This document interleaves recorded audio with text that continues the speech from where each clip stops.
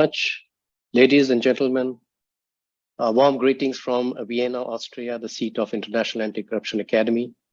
I warm welcome all people who are joining us from different parts of the world, from different time zones. As Martin mentioned, good morning, good afternoon, and good evening to all of you. I am Pawan Kumar Sinha. I'm Director of Academic Programs. I'm working at IACA for the last 4 years, originally an Indian civil servant from Ministry of Finance. I handle all the master's program at IACA, and I also teach economics of corruption, asset recovery, collective action, and especially the role of technology in fight against corruption. Academic program operationalizes IACA's all four master's program, and you have all several colleagues sitting here. If you have any questions, we will definitely like to answer to your questions. Before I start, let me just again check whether our dean is available here, or is it still a technical difficulty which is going on? Okay, it seems there is still some problem, so I will proceed. And of course, I will welcome Dean in between if he joins, if he can share some of his views. So coming to the topic of the webinar, which Martin just mentioned, Anti-Corruption Education for Effective Prevention and Mitigation of Corruption, Strategies, Challenges, and Achievements. Education plays a very key role in fight against corruption. Our efforts should be grounded upon solid knowledge-based education and research by providing tailored training to equip and empower professionals from all walks of life with both practical and theoretical knowledge. This webinar will showcase the experiences of the practitioners and academics in anti-corruption education and emphasize the value of strengthening their knowledge to improve the fight against corruption through capacity building activities. We have got 3 panelists, 6 panelists actually. 3 are our faculty members and 3 of our current students from 3 master's program. Martin, can you put the slides up so that I can introduce all of them?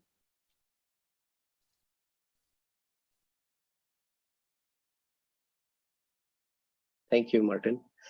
So starting with Lloyded by Maro, she's here, is an anti-corruption expert and lawyer, and former principal investigative lawyer for UK government Serious Fraud Office.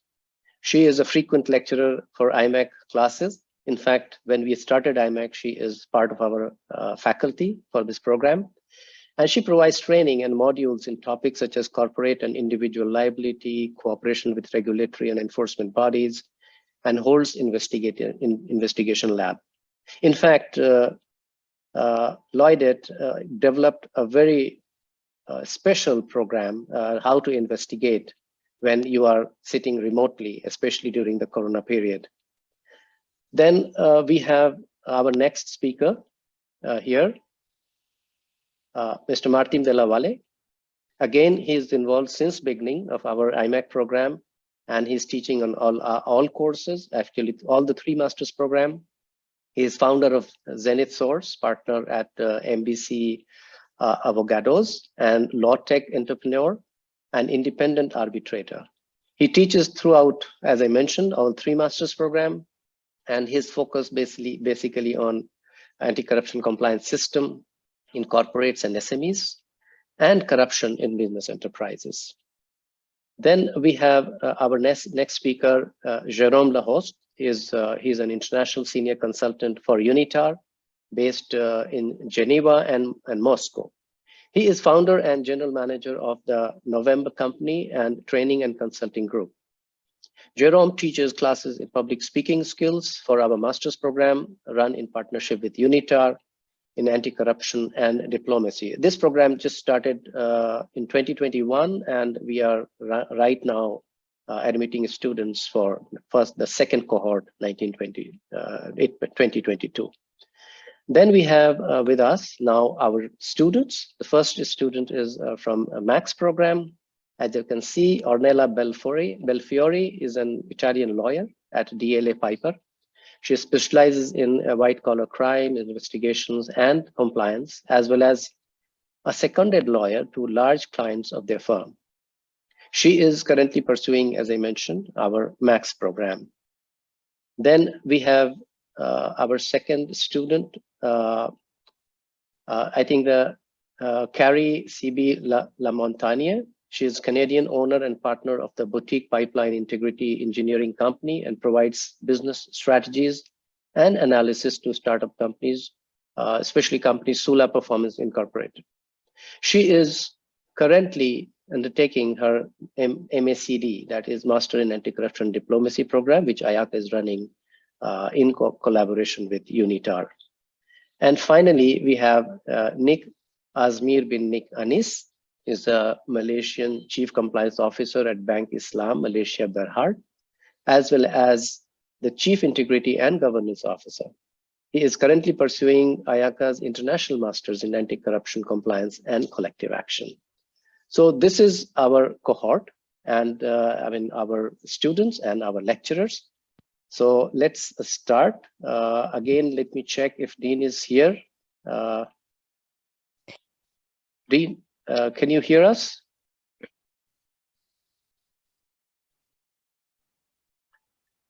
Okay, I think the technical problem, and that is exactly the problem which happens with many online platforms.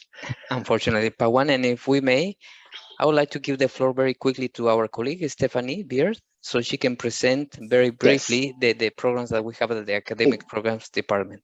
Exactly, thank you. Stephanie, please. So good afternoon, everyone. It's great to meet you all. My name is Stephanie and I'm from the Academic Program Department and I recently joined. Today, I will present how we deliver our master's courses and trainings for professionals. So we currently have 4 master's courses which are open for applications, which are the Master in Anti-Corruption Studies, which takes a focus on the public sector and disciplinary approaches in the study of corruption. The International Master of Anti-Corruption Compliance and Collective Action, which focuses more on the private sector and a broader study of disciplinary approaches in the study of corruption. And the Master in Anti-Corruption and Diplomacy, which is run in partnership with UNITAR, which is an interdisciplinary approach in studying anti-corruption in the public and private sector and with a specialism with diplomacy. And our new course, which is open this year for new applicants, which is the Master in Anti-Corruption Studies and Compliance, which takes an intersectional approach to the study of corruption and compliance, and it's in the Spanish language. So they all provide practical and theoretical tools to empower anti-corruption professionals with laboratories, seminars, practical assignments, and group work, to name a few.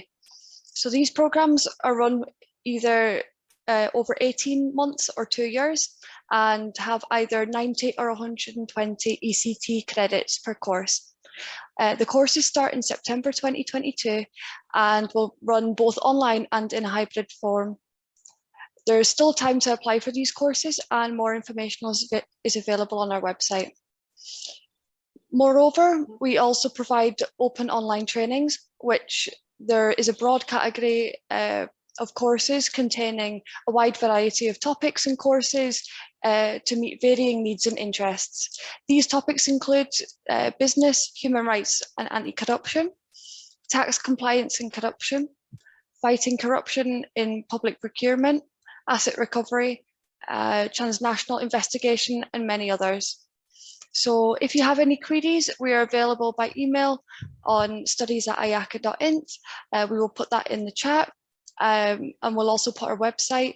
There's more information if you need any help. Thank you for listening. Thank you, Stephanie. Pawan, please, the floor is yours. Okay, thank you so much. And I think we have a very comprehensive overview of what IACA is doing and how IACA is also collaborating with UNITAR. So let's come to the main topic of discussion today, and I will be first asking on the 3 panelists who are the faculty members of our programs. So in sequence, I will ask Lloydet, and then Jerome, and then Martin. So I have first question, which I would like all the panelists to respond with their viewpoints. So as a background, I know IACA we have students coming from all parts of the world and different sectors. And they are all mostly, I would say, experienced professionals. So in your experience, you have been teaching here, what do you think is the role of anti-corruption education in strengthening the capacities and knowledge to better tackle corruption in their respective fields? So Lloyd, first, can you go first? Thank you. Hi, Pavan, and hi to all those who are joining. It's a pleasure to be here, and I hope that you'll find this session really interesting. So from my perspective, I think there's a couple of things. The first is the depth of understanding that you gain over those 18 to 24 months. The master's programs I've taught on the Max course, but I've also, I teach now on the IMAC course.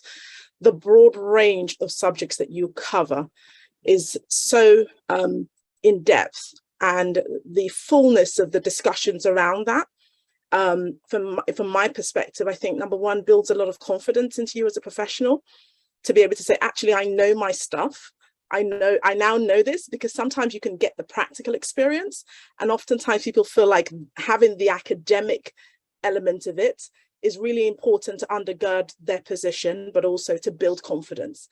I think also one of the things that I think is really important in being able to equip these professionals who go out and to deliver this practically in their day jobs is the ability that you have within all of the all of the master's programs to ask questions, to explore concepts, to challenge existing approaches. That's so essential. Just the ability to be in a room with other professionals and to ask questions about how things are done and how people do it in their own jurisdictions, fully cognizant of the fact that every jurisdiction is going to be different. The socioeconomic dynamics are going to be different. But just that ability to get into a room and to tackle these subjects, some oftentimes really complicated issues, is hugely beneficial in building confidence as a professional, in equipping you with that academic undergirding that sometimes we feel like we need, but also having that opportunity to explore things, break it apart a little bit more, and really get into the roots of it. I think those things are really essential for equipping individuals to go out and deliver on their day jobs to an even higher level.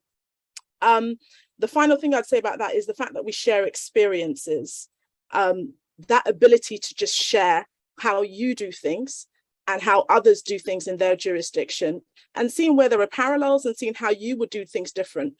That generation of ideas, I think, is so helpful for equipping individuals to go forward into their jobs as just much more resilient. Thank you so much. And rightly said that we bring people from all walks of life, their own experiences, and they're sharing it in the room, going in depth, and that's exactly what IACA stands for. And especially now we are collaborating with UNITAR now, and I will bring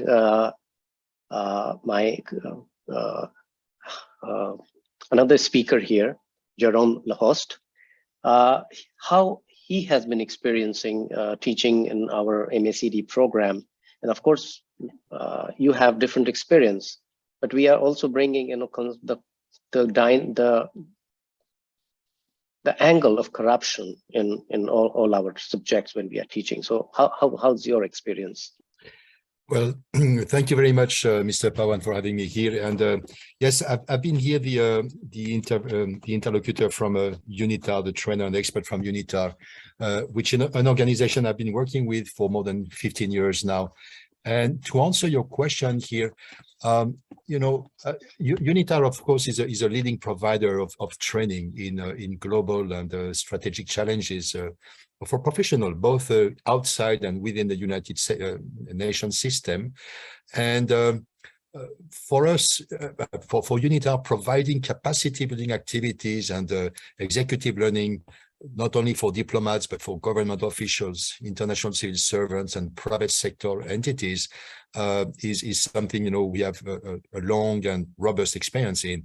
But for the anti-corruption education part, I mean, it's key because, and I could realize that, with the last cohort, corruption is one of the most complex and sophisticated issues that exists, and it requires special care and attention.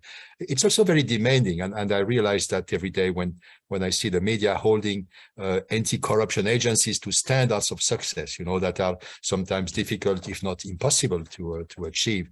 So fighting corruption is not easy, and for example, unlike many criminals, dishonest public officials often continue to have power and influence. This is why the soft skills aspect of this education program was key. And I think I've been the one delivering most soft skills trainings. I think I could mention a few ones. We worked on public speaking, assertiveness and influencing, conflict resolution and difficult conversations. All of this is part of the many qualities that are necessary. Well, to be exact, we need knowledge, skills, and attitude when we deliver trainings. But this one was pretty much on skills and attitude rather than knowledge for my part. And many other qualities are needed, of course, the analytical skills, advocacy and inquiry, communication skills, influence skills, leadership skills. So these are some of the topics that we have been covering. So that's why education is so important, because these skills are usually acquired through experience. We rarely, learn these skills at university, but acquiring these skills through experience can take a long time. And it's a very relevant accelerator to make sure that we can par with the requirements of the anti-corruption combat. So in summary, as you said, the last cohort, and just like the next one, are made out of experienced people, and they are not empty vessels. And as Lloyd had mentioned before me, having them not only practicing, but sharing the results of the practice and using what they have learned through experience was probably the most important aspect of this anti-corruption program. Thank you very much. Over to you. Thank you, Jerome, and very rightly mentioned, and I liked your word accelerator, and exactly what we are doing as educationists. We are trying to help people who are already there in different professions or who are ready to join. And second point is that diplomacy is not only about diplomats, and I think this also want to make clear with the listeners who are here. Diplomacy is also about negotiation skill, assertiveness, and how you negotiate. If you are sitting in a civil society and want to negotiate with the government and on other bodies, you can use it. So these are the skills which are being imparted, and it's an outstanding program, which MACD, which has been developed. Only it's the first year, we are in first year, and certainly we will be hearing more from Carrie, because she is one of the students there, the first cohort. But before that, let me go back to Martin, because he is our very senior lecturer and he's been teaching for such a long time. And on the same question, Martin, I don't want to repeat, but what are your views? Well, thank you very much, Pawan. It's a pleasure to be here. Martin, Stephanie, and all my colleagues and the students. And by the way, thank you, Laudette and Jerome, for answering me. I mean, you did all the heavy lift, but if I may add just a few things, I think, of course, when you teach anti-corruption, I like to stress just two dimensions of it, right? And you see that evolution. I teach, I think, in most of the courses, but some of them, especially in the IMAC, I get two modules, one the beginning and then the last one, and it's a unique opportunity because you can watch the students growing. So you can see these two dimensions that I would like to stress. One is, of course, you get more technical knowledge, knowledge, knowing how to do things, knowing the law, knowing some techniques. But one of the other dimension, beyond content, is systematization, right? As it has been stressed, corruption is a multi-dimensional phenomenon in society, and so and the response to corruption also has a few dimensions. And when clearly see here at at IACA is the systematization of this knowledge. It rounds up the way students their preparedness to fight corruptions in their countries, in their jurisdictions, and with a very, in my opinion, is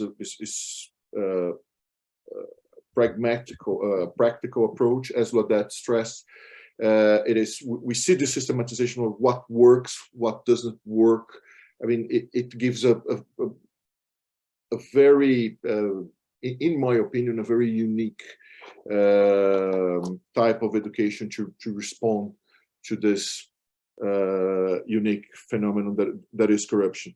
And you see that in the students. It's when, for example, when I teach in the early modules of IMAC, and then you see the students growing up, and then when I come back in the last module, how their knowledge has been developed, how has been rounded up, and how they can respond very pragmatically to the challenges that are presented to them. So I would like to stress this.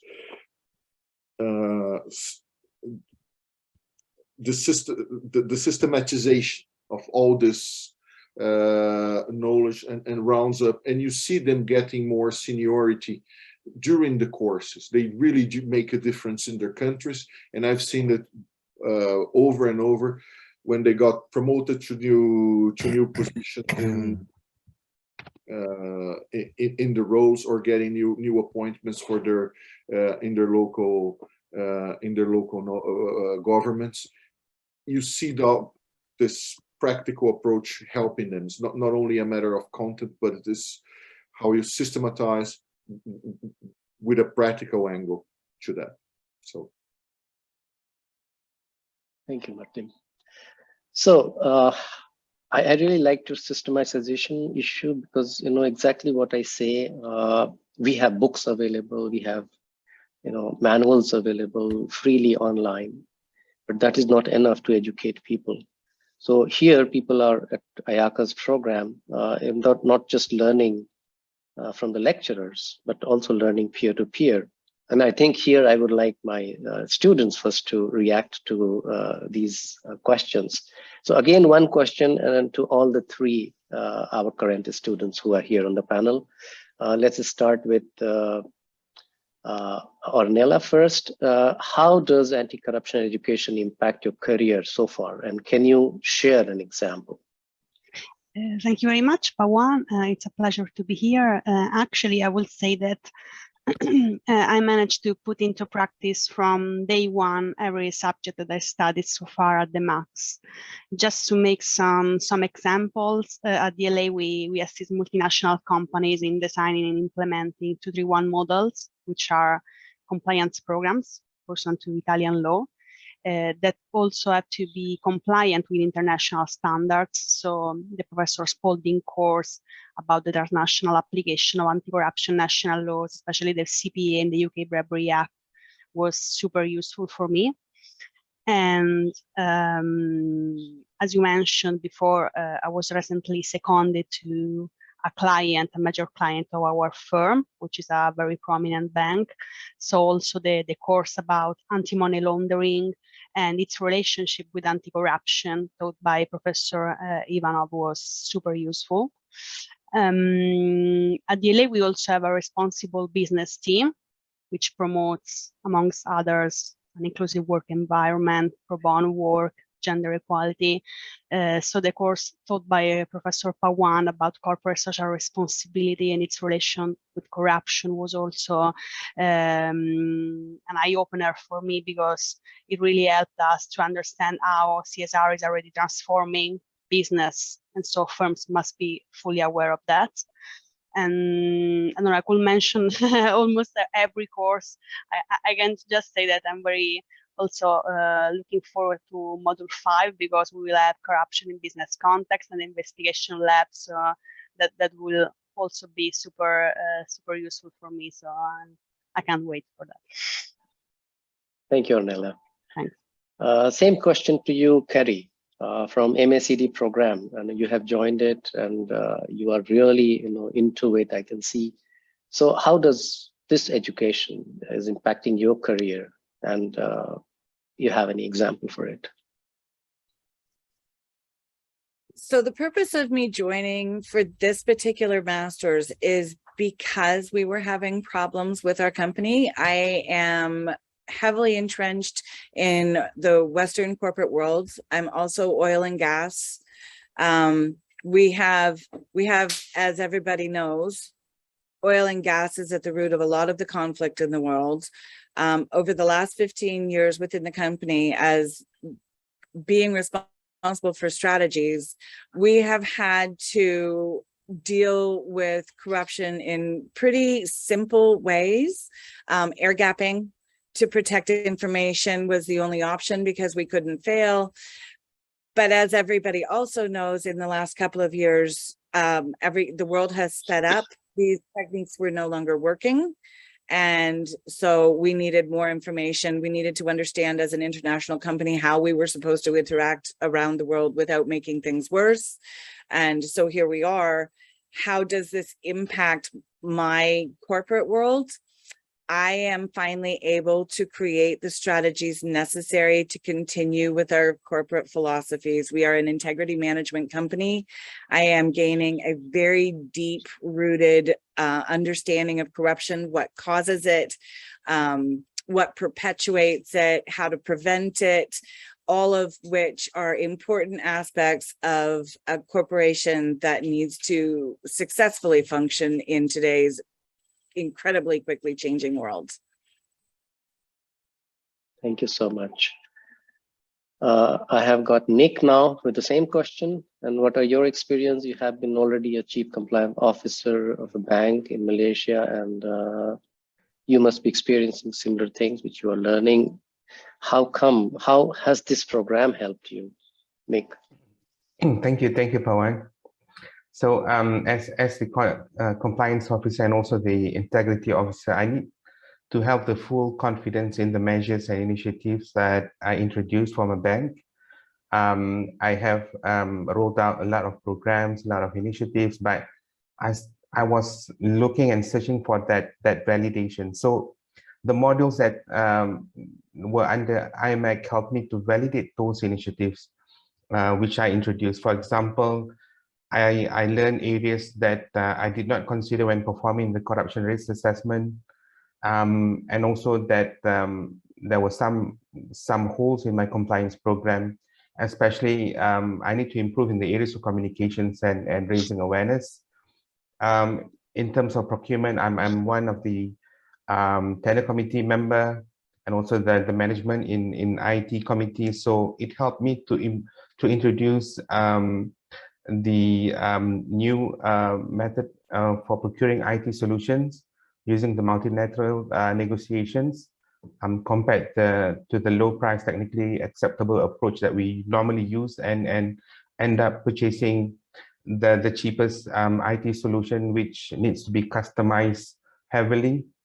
And module 4 was particularly satisfying as we learned about ISO 37001 and how it is to be performed. And this was very helpful as I myself am preparing for the certification audit this year. So all in all, I think I have that confidence and validation so far. Thank you so much. I'm sure that all of you will continue using your knowledge, and every day, corruption studies are so dynamic and so complex that things are changing so rapidly, day after day. And in 2 years' time, what you learned could be have some new solutions. And I'm sure that the way we are teaching, you are also being taught to innovate yourself wherever you are. So I think these are the features. Thank you for sharing. I'm sure you'll continue using it. Again, a reminder to all of those, if you have any questions, please put it in your Q&A. I can see 2-3 questions already. Some questions are too long. I will ask, either we will shorten it up while asking, or we will ask the person who is joining you. I don't know if it is visible. Stephanie to bring Eric on board on panel. Eric Mihuya subsequently, because it's good if she asks questions directly, she or he, I don't know. But let me go back to our panelists. Jerome has to leave a bit early, so let me start with Jerome first, and then I will come back to other faculty members. So in your experience of teaching in our programs, what do you find most helpful for enhancing the practical capabilities of the students who are the professionals also? Thank you very much for the question. Actually, it made me think, and I think it was a very useful reflection, because this training has been quite different from all the trainings I've been doing for the last 26 years. Time flies. What has been most useful for enhancing the practical capabilities of professionals in this training, in my views, and considering the soft skills driven type of topics I was delivering, was practice sessions with feedback. And now, when I've been doing public speaking or assertiveness and influence, or dealing with difficult conversation, you do understand why practice sessions are important. But with the feedback that actually involves everyone, not only myself as a trainer giving a normative feedback, but everyone also responding and echoing with on the basis of their own experience. Case studies, the group work and group reflection and interaction were of paramount importance in this training. Again, because we were dealing with a cohort of people who do have a very solid, significant experience. And so this was at the intersection of learning and processing experience with this cohort to reach the next level. And perhaps this is something that has been confirmed throughout my career. You don't help smart, educated, and experienced people improving by trying to teach them something they are not supposed to know. You'd rather help them improving by challenging them and making them think and reflect on the different situation. And I think this was key to that session here. For example, we're addressing a number of concrete situations where you have to convince an audience, in public speaking, or to conduct a difficult conversation. And I also believe that anti-corruption is dealing with a number with a volatile, ambiguous, a number of volatile or ambiguous situations. I would call it maybe the shades of gray of corruption, but and it's important to constantly listen, analyze, and be aware, of what we're going through. So the self-awareness, the knowledge, and listening and analysis has been extremely important parts of this training. Through the practice session and through the case studies and group work, mostly, I can't say I'm not sure I taught them anything new in terms of knowledge, but what they did with that knowledge was certainly a new outcome for them. Over to you. Thank you. Thank you, Jerome. And I again agree with you. We are almost like the potters who have the clay in hand and reshape the things. People have all the capacities, all the powers, all the knowledge. We add something more and make it more, attuned to the subject. So I think this is exactly what we are doing as lecturers. But let me ask other faculty members who are here, what are their experience of teaching at IACA? Some part you have already mentioned, but some more, how you have enhanced the practical capabilities. Anything to share, any anecdote or anything which is very interesting. Lloyd. So I consider myself to be a very practical lawyer. I thrive on the ability to take a problem and to deconstruct it, and then to find a way to give your client a solution that works. And obviously, as part of that, you need to know the law, you need to have the case law, but in essence, how do we get from A to B? And I think that's part of what and I'm also very enthusiastic, and I move my hands around a lot when I teach. But I think that's part of what I try to transfer into these professionals, because I often hesitate to call them students, because I know that these are individuals who are often in, you know, very senior positions in their own organizations. But when they're in our classes, obviously they are students, and they're there to, you know, they submitted themselves to the process. So I'll answer the question in this way. One, really being able to, I think like Jerome's already said, being able to practice in a safe space. So for example, I run the investigation lab, and it is a program that we've had to adapt to reflect our new hybrid dynamic. But even when we do that investigation lab, there are often people who are expert investigators. This is their job day in, day out. And my job is really to challenge the way that they approach their investigations. I remember in last semester, in our last year, October, one of the students felt very strongly about a way that she approached an investigation. And you know what the situation was, I wanted to bring that approach to the rest of the class. I wanted for her to explain her position, but also to introduce some challenge as to potentially how things could be done slightly differently, but also to respect the fact that she's an expert. She's been doing this job for a long time. So the conversation was quite dynamic. At points, I think that it was interesting for her because she felt that she was listening to other people sort of offering their views on it, and it was challenging. But I think that's part of this process, is that you submit yourself to being challenged, your approach being challenged, the way that you deal with your clients, whoever the client may be, whether you're an internal professional or whether you act externally facing, like Ornella, for example. It's an opportunity to be challenged in the way that you approach your work.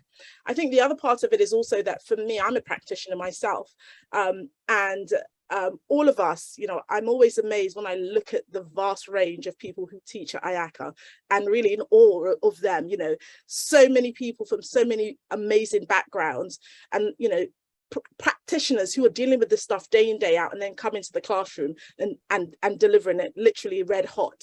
I think the other element of, in terms of being able to transfer that knowledge practically, is number one, having a network of individuals that you now have that you can call on and say, actually, I'm not quite sure about this. What's your view? Someone to sense check something with. And you have that after you've finished the course. And I think the third element, and my final point, is around being very strategic. Again, I would consider myself to be a practical, but also a very strategic lawyer. So really helping our students to think strategically as to how they deliver. How do you deliver for your clients, and how do you ensure that you get the best strategic outcome? And again, it's in that environment of being safe, you know, psychological safety, but also an environment where you're able to be challenged, your thought process are able to challenge, your practices are challenged. And like you say, that clay process of being molded and shaped, not just by us who are lecturers, but also by your colleagues around you. And I thoroughly enjoy that ability to sort of get in there and let's get in there and start those discussions that are sometimes a bit hard to have. Thank you so much. So nice to hear about it. And exactly, IACA, the main focus is on theory meets practice. Exactly. And we bring academics and professionalism together, the practical aspect. And many times in my experience also, people don't like theories, those who are from professions, but we tell them that actually theory is like a guiding light when you are facing a problem. So it's a great combination in which we are teaching these interdisciplinary courses. All our 3 programs are interdisciplinary. And I remember we always talked, like, if there is an anti-money laundering course, we first ask the students to launder money. The purpose is that police and the enforcement agencies, they should learn how to think like criminals, because we have to be a step ahead of them. And this is the way we are teaching our programs, and where the practice part comes in. But let me hear from Martin now. Is the same question, how's your experience, and how anything which you remember in your courses? Muted. Yeah, muted, Martin. Sorry about that. Well, my courses are by its very nature Their very nature, they're very, very practical. It's compliance management above all. So it's even when we, of course, we have some theory behind that, it's most of it is built on practice, just because that's how management goes, always with a empirical view to that. Back in the day, when we had our courses in Luxembourg at IACA, so I used to sit for 3 to 4 days with the students from 9 a.m. to 6 p.m. We will do a lot, a really lot of exercise in class exercises, that from ranging anything from build your own, and sorry, Jerome, that I don't think at that time you were there with your course, but from the designing a comms plan, a communication plan, from check what are your behavioral barriers to get any attitude inside, any type of behavior inside your organization.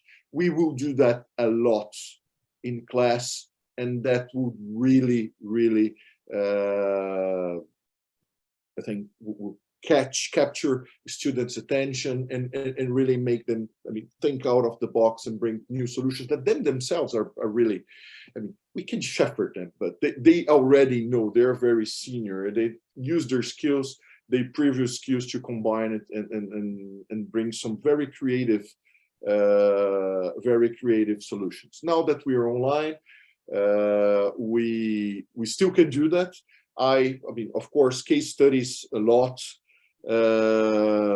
use of labs, of course, that has already been mentioned.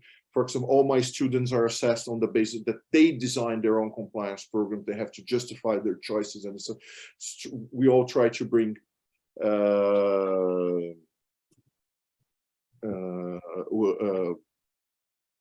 this practical approach to the knowledge and what they're expected to deliver. I have a good anecdote though. In my first IMAC class, we had a student from Nepal who was also a yoga instructor. So we used to start our classes with some focusing yoga routines to focus the students, the very basic ones, of course, because it takes time to develop the routines. But it was a very good team building exercise that worked very well and really gave students a boost on their focus and to work collectively by the time of, say, when you're at 3 p.m. after, I don't know, almost 4 hours and a half of classes straight on. It's always good to have. So I'm looking forward to have this also this team building exercises when we can meet face to face again. Of course, I think the online format is here to stay, but whenever meeting in person is possible, we will always do that. Thank you, Martin. I think you have taken the next question already, a part of it. So this was my next question, because this is what Corona has taught us, and we had to convert to online. And online has its pros and cons, both. But as a lecturer and as a student, I think I'll be posing one question, which I think all the 6 panelists should ideally respond. What difference did you find in how you found the online teaching a challenge on one hand and an opportunity? Because, I mean, to me, we are connecting people from all around the world at a very short time without disturbing their own professional routines. But how did you find and how could you mitigate some of the challenges? So again, I'll start with Jerome first, because I'm still worried you will be leaving shortly. So let me hear you. And there are many questions which are technical on Q&A. So we will see to what extent we'll answer, but you're on. Thank you very much, Mr. Pawan Sinha. So, well, there are two aspects to it. One is, let's say, the virtual training in general, and my experience as a trainer in a virtual setup. Well, as Marty rightly said, it's here to stay, and it's not like we have the choice or we are still to decide. We're now going to have a mix of, virtual and face-to-face training. Well, given my age and the magnitude of my experience now, it sounds a bit old school now if I would be telling you, well, face-to-face actually works much better. But even if I would be a new trainer in my I don't know, late 20s or early 30s, I would say the same thing.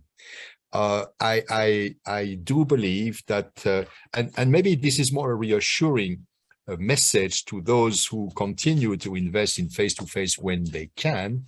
Face-to-face has a future, and we will still be delivering face-to-face trainings because virtual has lots of limitation. Now, the potential it has opened is huge. We can access more people can actually register. You can register from wherever you are. That's why I remember Carrie, having a breakfast at 7 in the morning or 6 or 5, I can't remember, and others, having their dinner or getting ready to go to bed.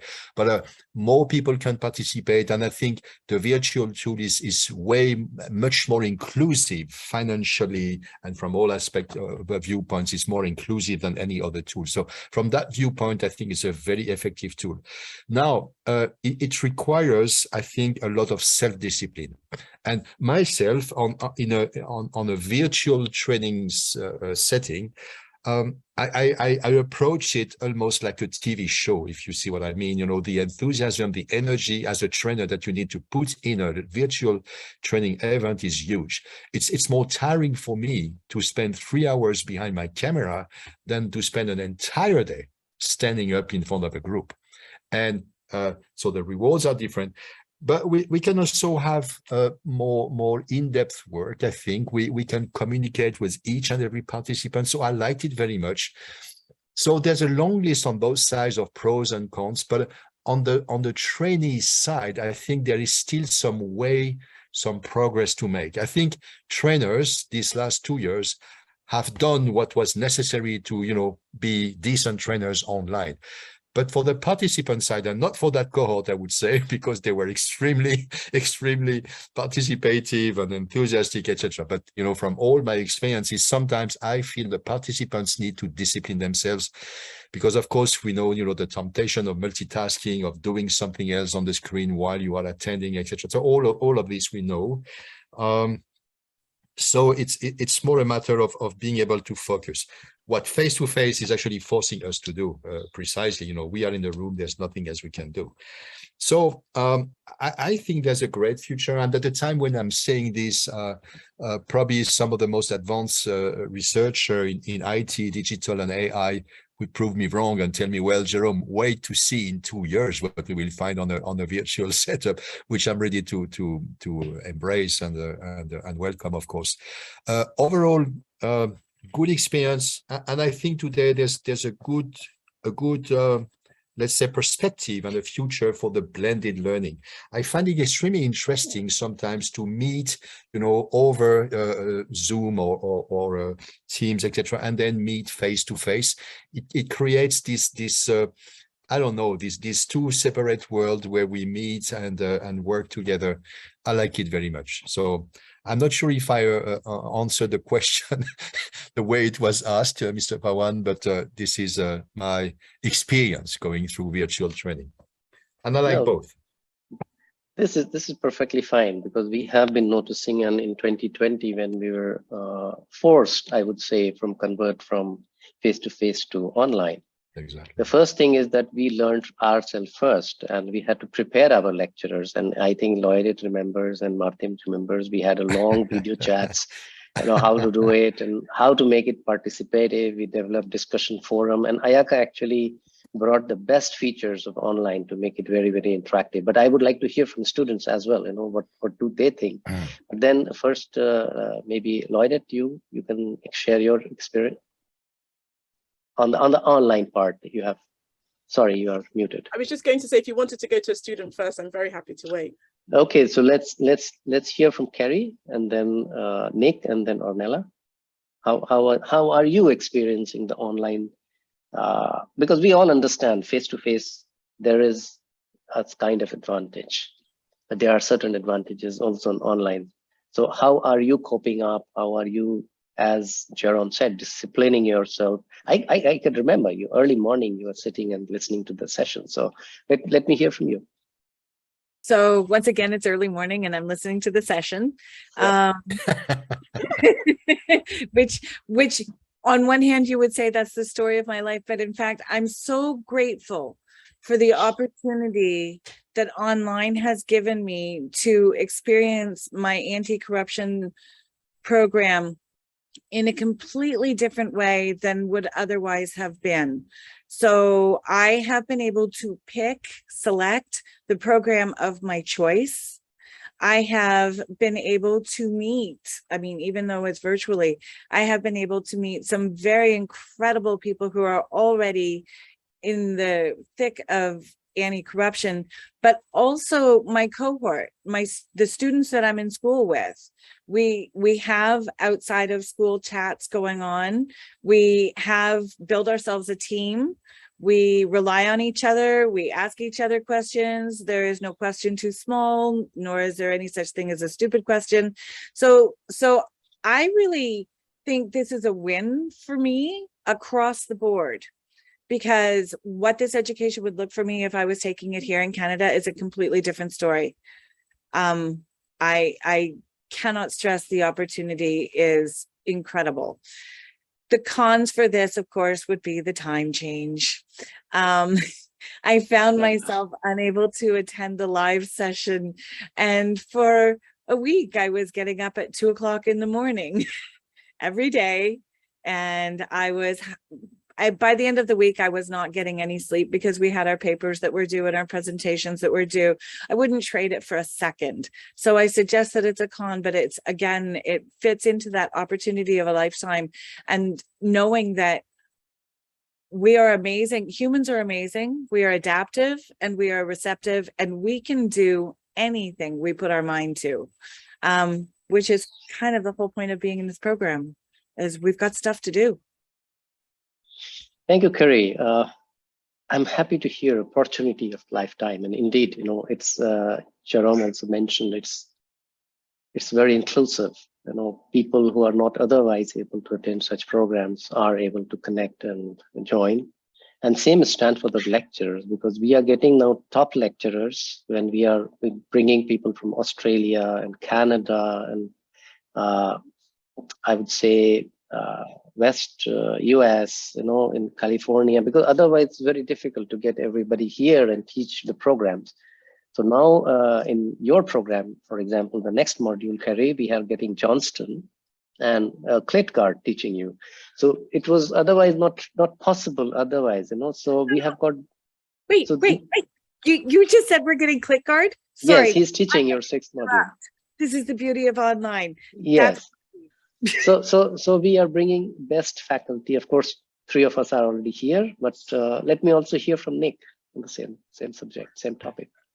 Yes, I've been snooping around at IACA's website for the last 2-3 years, feeling dejected, knowing that I won't be able to commit myself to the physical classes being held in Vienna. So when COVID came and I saw that IMAC was offered online, I couldn't believe it. So for a working professional, I have no complaints studying online, especially for my time zone in Malaysia. The classes are at 8 p.m. or 9 p.m. and meeting the codes all over the world, having our own home Zoom. We can just go in there, 2 people, 3 people, 4 people, chatting and doing and sharing our work. It's a blessing in disguise throughout the COVID period. But the only downside is not being able to meet up physically, especially during the group work, as I do believe that the group dynamics would be best achieved if it's in in-person setting, with in-person setting. Thank you, Nick. Okay. I will repeat the question for Ornella. What is your experience with online, and to what extent we met your expectations, in learning process? Because to us, we included a lot of things, which is not there in face-to-face. And many times you have recorded lectures. Mhm. I tell all the students many times, and I want to ask you that many times you sit in the class and sometimes you are not in the class, thinking something. But in online sessions, you have everything recorded. You can always go back and hear to the lecturers and the students discussing, and 10 times if you want. So how have you used the online? Thank you very much, Pawan. I thoroughly agree with my colleagues. I'm one of the lucky persons that would not be able to join the program if it weren't entirely online. So I'm very glad, like Nick, that it was arranged online. And yeah, the fact of having all the materials available whenever you want on Moodle is invaluable, because really it allows you to study whenever you want, whenever you have, I don't know, you are on a train and you are going to a business meeting, you have 2 or 3 hours to spare, and then you can watch live sessions that are recorded. So for our prospective students, everything is also always available. This is particularly convenient due to time zone differences. I also agree on the fact that this requires self-discipline a lot, because in this way you could be more prone to postponing certain things. And so you have to set very clear goals for yourself. So each week you have to set certain, learning objectives, let's say, that you have to meet in order to meet all the deadlines. And there are also specific team building sessions in the programs that help you to develop this learning discipline, let's say, and that provide you with very useful tips. And I also agree with Kerry about the human side of the program, because despite being a distance learning program, we managed to create a very strong bond between us. And this was quite surprising for me, because I didn't expect such a bond to create. Instead, we have plenty of occasions to interact with other colleagues, even though it is online. So we have online forums, WhatsApp chats, Zoom channels, Padlet. So it's really a community of anti-corruption professionals that interact with each other and learn also outside the class. Thank you so much, Ornella. In the meanwhile, Jerome, thank you so much for joining, and you're leaving a bit early. I know you have another meeting. So thank you again, and it was a pleasure having you here. Thank you very much for having me, and we are expecting and waiting the next cohort with pleasure. Thank you so much. Thank you, Jerome, and we'll continue. Okay, many things to ask, but let's go back to some of the questions which have been asked. And I can see some questions are very technical questions, asking about transparency and using our education for younger people. Eric is here. Eric, can you be visible and ask your question? And let's see who among the panelists will answer you. But try to be as short as possible. Eric, are you there?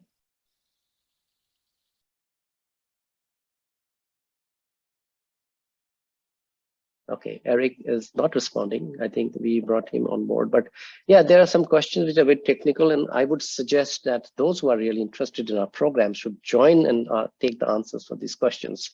But let me just put 1 or 2 questions. What do you think any of the panelists can answer is that teaching material of IACA's anti-corruption education is needed to foster anti-corruption culture in young people.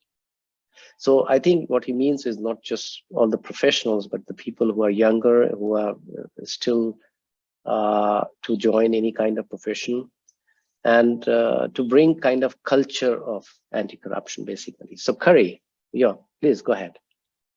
I recall sitting in class one day, and our lecturer was from Transparency International. And the question was, what can we do? What can we do in our own world now? And the response to that was teach your children not to lie, cheat, or steal. And on the surface, that seems very simplistic, but the reality is that education is the route to change, and that's where it has to start that young. So there is a component of necessity that what we're learning, not at this intricacy, what we're learning, it really does need to get down to the younger generations. We need to start now. It takes 20 years for reformatting, and we need help. Thank you so much, Gary, and I really agree with you. And at IACA and the UNITAR program, which we have, all our master's program, actually we are empowering the professionals to take forward what they have learned. And what they have learned is not necessarily they train other professionals, but they can also train young people. They can go to schools, they can go to colleges, and large number of efforts are being made by international organizations. Like if people know about UNODC Education for Justice program, there are whole material available. And IACA, in a project mode, not as a master's program, is always advocating that we are ready to provide technical assistance to universities or schools and colleges or countries, to take anti-corruption education to younger generation. So thank you so much for this question, Eric. And I will go to the next question. One is anonymous. I do not know who the person is, but he's asking, I'm very interested in applying in masters in anti-corruption. I would like to know, is there any support for the refugees? I have got an asylum because of the fighting against corruption in my country. I think this is me who can answer, perhaps from IACA side, because this question is relevant. There is no specific benefit for refugees as such, but we have students who have got scholarship and they are studying at our master's program, the current master's program. So it is not that we don't have the features available, but you have to apply for it and you have to qualify for it, because anti-corruption studies is definitely intensive. I think my 3 students will tell about it, but they are making you as experts. So we do have this feature. One more question is Lloyd, please go ahead if you want to add something. Because I do have to jump off fairly soon, I'm afraid. There's a question which I think is the 7th question. I'm sorry to interrupt, which is from somebody who says that as a lawyer, what benefits are there for taking this course career-wise? And I just wanted to find if you would permit me to just answer that, if that's okay. So I think that the best way that I can explain that, and it follows on actually from something that Martin said earlier, but also just what you were saying about positioning people as experts. There is somebody in a cohort last year who I taught the investigation lab to, who was just being appointed by the president of his country to lead an investigation committee into a very, very serious political violence in that country that left about 25 people dead. He has been appointed as the chairman of that committee and will be leading that investigation. And I say that because I hope that that's a really practical, and I'm not saying that this individual isn't qualified enough without that, but I'm just saying that the skills that he has acquired over the course of his master's course, and also the exposure to all the different elements that IACA has to offer as an institution, I am sure will equip him to be able to take on what is actually a really difficult, challenging task. But, in my view, would he have got this position without his master's?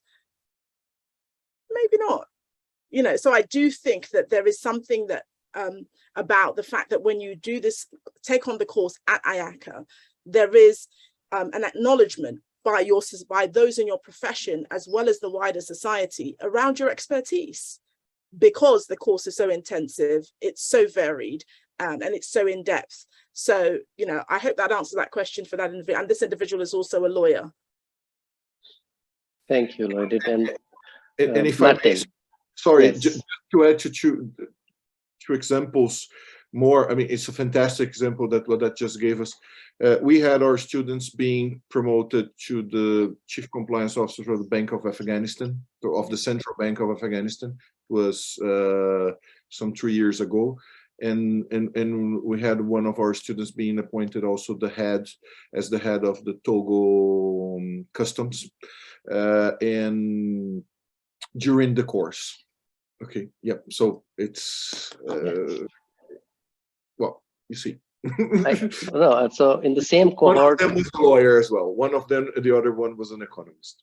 Okay. From the same cohort, the one is the Chief Ethics Officer of FAO in Italy. She was earlier in Zambia.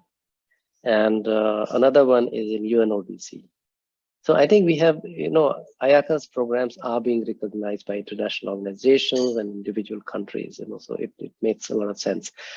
Okay, I don't have many questions, further questions, but a last round of question.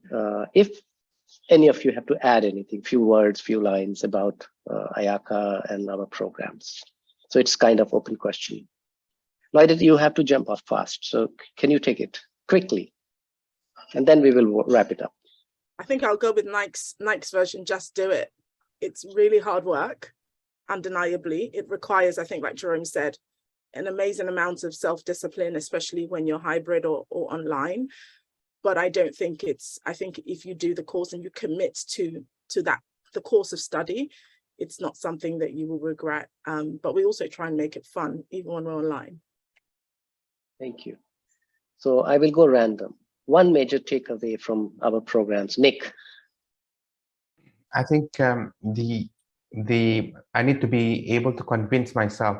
The word here is international standards that Ornella used, that I know the theoretical and practical knowledge of how to lead my organization in developing a sound anti-corruption framework at par with the international standards. I'm not saying that I'm already achieving it, but thus far I think I'm heading the right way. Great. Ornella? Thank you very much. Yeah, I can only agree with my colleagues. IACA is allowing me to become a more rounded anti-corruption professional. And I agree with Professor Lloyd that surely it's hard work, but it's, I don't know, a year just flied by. It seems yesterday that we started. So it's true that you also have fun in the meantime because of group assignments and interaction with your peers. So you learn to have a very rigorous method, and in the meantime you learn immensely, like in no other program I have attended so far. Thank you so much. And Lloydette has just left because she had another appointment, and I personally thanked her already on the chat because Ornella was speaking. But let me go to Martin and then Kerry, and then we will take a wrap up. Well, there are many unique things about being at IACA, but the one, I mean, it's a unique experience to me. I mean, I teach, but I probably learn more than I teach in all those sessions. I learn a lot from the students, as I'm pretty sure students are learn a lot from each other, from their experiences, their diverse backgrounds, country-wise, and also as professional background. So I mean, it's a full experience. It's not only about content, and it has been mentioned in this session before. It's also how you interact and how you learn from others. It also teaches you to be quite a bit of humility in facing when you learn from people in different situations where you say, oh my God, this is really a tough job, and I should respect that, and I should learn and see how that person has responded, and that adds to everybody else's learning. Okay. Thank you. And you have hit the right point that we are here not to learn only from the lecturers, but to learn from each other. And the lecturers learned a lot. And I must tell you, as a director of academic programs, I review all the sessions and all the feedback of the students and try to improve the next cohort. So all the students have to give their feedback. I always request them. And we try to improve, continuously improve, because anti-corruption, as I said, a very, very dynamic field. And we keep changing ourselves, getting new content. Last but not least, Carrie, what is your takeaway and final words?